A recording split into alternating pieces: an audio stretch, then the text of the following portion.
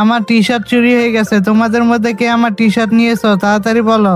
Ronaldo, আমার নতুন T shirt আছে, আমি তোমার টি শার্ট কেন চুরি করব?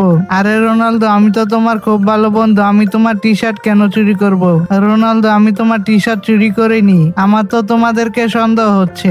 তার আগে বন্ধুরা, তোমরা যদি এই ছবিটাকে মন থেকে ভালোবেসে থাকো তাহলে ভিডিওতে লাইক করে চ্যানেলটাকে সাবস্ক্রাইব করে দাও। আর যদি লাইক সাবস্ক্রাইব না করো তাহলে বুঝবো তোমরা ভালোই বাসো না। আচ্ছা, তাহলে এখন আমি তোমাদের চেক করব।